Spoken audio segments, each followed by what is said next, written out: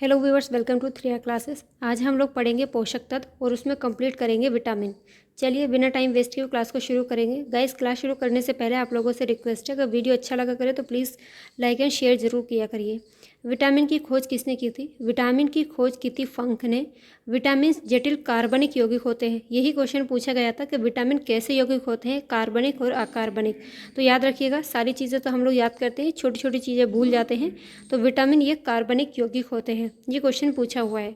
अब तक लगभग 20 प्रकार के विटामिन ज्ञात हो चुके हैं और इन विटामिन की दो श्रेणी होती हैं। एक तो जल में घुलनशील होते हैं, दूसरे होते हैं वसा में घुलनशील। याद कैसे रखेंगे? जल मतलब वाटर, WBC। जल में जो घुलनशील विटामिन है वो है BC।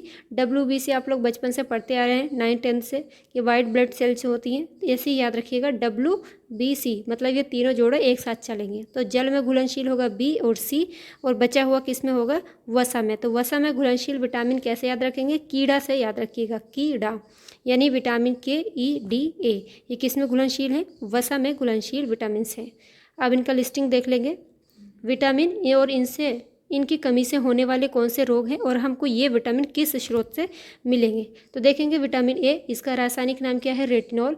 काफ़ी बार एग्जाम में पूछा गया, इंपॉर्टेंट है। GS बेस्ड एग्जाम जिसमें भी GS पूछी जाती है उसमें विटामिन के 1-2 क्वेश्चन ज़रूर रहते हैं, इसलिए इनको याद रखना बहुत ज़रूरी है। विटामिन ए की कमी से होता है रतौंधी, जीरोप्थैलेमिया। रतौंधी तो सब लोग बचपन से पढ़ रहे हैं इसलिए ये याद रहता है, लेकिन आजकल ये क्वेश्चन काफ़ी पूछा जाता है कि जीरोप्थैलेमिया रोग किसकी कमी से होता है? तो विटामिन ए की कमी से होता है। संक्रमण होता है इसकी कमी से, त्वचा की कोशिका में भी परिवर्तन होता है। अगर विटामिन ए की बात करेंगे तो ये हमें सबसे ज़्यादा गाजर में मिलता है, हरी सब्जियां, दूध, मक्खन, अंडा और जिगर आदि में मिलता है। जो लोग मांस खाते हैं मतलब वो अंडा वंडा ये सब चीज़ें खा सकते हैं।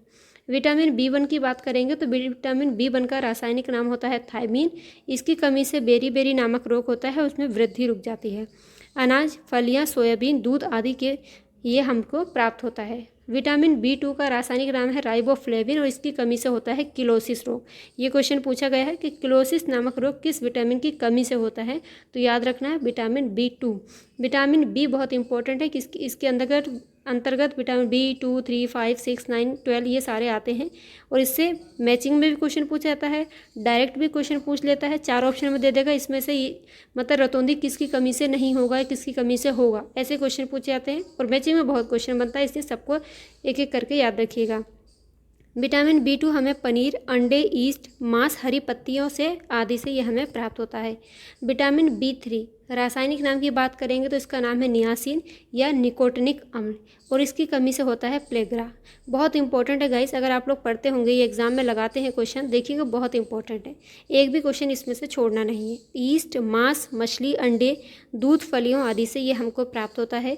विटामिन B5 का रासायनिक नाम होता है पेंटोथेनिक अम्ल। इनको भी छोड़ना नहीं है, रासायनिक नाम भी पूछे जाते हैं।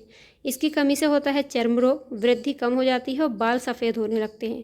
आजकल बाल सफ़ेद होना तो आम बात हो गई है, लेकिन किस वजह से होता है? विटामिन B5 की कमी से होता है। इसलिए अंडे, दूध, मांस, मूंगफली आदि इसके हमें ये प्राप्त होता है। विटामिन 6 की बात करेंगे तो इसका रासायनिक नाम है पायरिडॉक्सिन। रक्त क्षीणता यानी एनीमिया, चर्म रोग और पेशियों में ऐंठन होने लगती है। दूध, ईस्ट, मांस और अनाज से हमको ये प्राप्त होता है। विटामिन B7 का रासायनिक नाम है बायोटिन। इससे होता है चर्म रोग और बालों का झड़ना। मांस, गेहूं, अंडा, सब्जी, फल आदि से हमें विटामिन B7 की प्राप्ति होती है। विटामिन B9 इंपॉर्टेंट है, बहुत पूछा जाता है। फोलिक अम्ल, रक्त क्षीणता, कुंठित वृद्धि होती है। हरी सब्जियां हैं, फलियां, ईस्ट, मांस, अंडे आदि में भी ये हमको मिलता है विटामिन B9। विटामिन B12 की बात करेंगे तो साइनोकोबालामिन, जहाँ पर कोबाल्ट की बात हो रही होगी तो याद रखिएगा विटामिन B12 है साइनोकोबालामिन। रक्त क्षीणता यानी एनीमिया विटामिन B12 की कमी से ही होता है, बहुत इंपॉर्टेंट है और काफ़ी बार क्वेश्चन पूछा भी जाता है। तंत्रिका तंत्र की जितनी गड़बड़ियाँ होती हैं विटामिन B12 की कमी से होती हैं और ये हमको मांस, मछली, अंडा, दूध और आंत के जीवाणुओं आदि से प्राप्त होता है। विटामिन C, इसका रासायनिक नाम है एस्कॉर्बिकम। इसकी कमी से होता है स्कर्वी। स्कर्वी विटामिन C की कमी से होता है। नींबू वंश के जितने भी खट्टे रसदार फल होते हैं उनसे हमको विटामिन C की प्राप्ति होती है, जैसे कि नींबू वंश के फल हो गए, टमाटर है, आंवला, सब्जियों आदि से हमको विटामिन C की प्राप्ति होती है। विटामिन डी कैल्सीफेरोल इसका रासायनिक नाम है। सूखा रोग यानी रिकेट्स हो जाता है और ऑस्टियोमेलेशिया भी इससे हो जाता है। मक्खन, मछली का तेल, अंडा तथा सूर्य के प्रकाश से शरीर में संश्लेषण। विटामिन डी इंपॉर्टेंट है, पूछा जाता है सूर्य के प्रकाश से कौन से विटामिन की प्राप्ति होती है, तो विटामिन डी की प्राप्ति होती है। विटामिन ई का रासायनिक नाम है टोकोफेरोल। टोकोफेरोल जनन क्षमता में कमी, बांझपन डायरेक्ट पूछा जाता है किस विटामिन की कमी से होता है, तो विटामिन ई की कमी से होता है। जननांग तथा पेशियां कमज़ोर हो जाती हैं। तेल गेहूं, अंडे की जर्दी और सोयाबीन आदि से प्राप्त होता है। कभी कभी आपको ये गेहूं तेल ना लिख करके पूछ लेता है अंकुरित अनाज, तो याद रखिएगा जितने अंकुरित अनाज होंगे उनसे विटामिन ई की प्राप्ति होती है। विटामिन के इसका रासायनिक नाम है नेफ्थोक्विनोन या फिलोक्विनोन।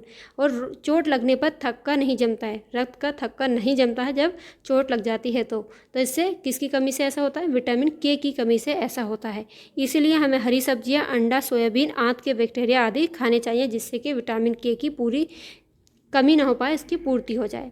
आगे बात करेंगे, सोयाबीन में प्रोटीन की सर्वाधिक मात्रा पाई जाती है।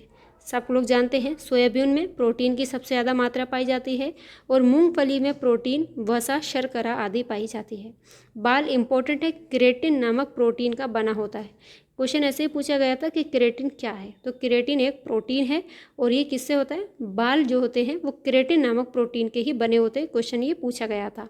केसिन आप लोग जानते होते हैं, इससे जो दूध होता है, दूध का रंग सफ़ेद किसके कारण होता है, तो ये कैसीन नामक प्रोटीन के कारण ही होता है। दूध में कैसीन नामक प्रोटीन उपस्थित होता है जिसके कारण दूध सफ़ेद रंग का होता है। गाय के दूध में हल्का पीलापन किसके कारण होता है, वो कैरोटीन के कारण होता है। देखिए ये है कैरोटीन और ऊपर अभी हमने बालों में क्या पढ़ा था, वो है केराटिन।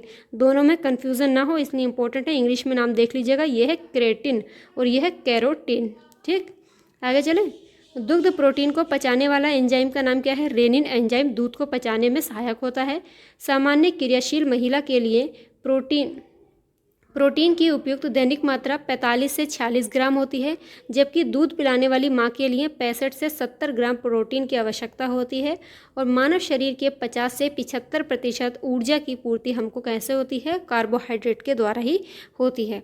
आगे बात करेंगे, गेहूं, चावल, मक्का, बाजरा, आलू, शकरकंद आदि में कार्बोहाइड्रेट हमको प्राप्त होता है। क्वेश्चन पूछा गया था कि कार्बोहाइड्रेट के प्रमुख स्रोत कौन से हैं, तो याद रखिएगा ये चावल और ये आलू बहुत पूछा जाता है, तो याद रखना है गेहूं, चावल, मक्का, बाजरा, आलू, शकरकंद आदि ये कार्बोहाइड्रेट के ही स्रोत हैं। वसा की अगर बात करेंगे तो असंतृप्त वसा वनस्पति और मछली से प्राप्त होती है।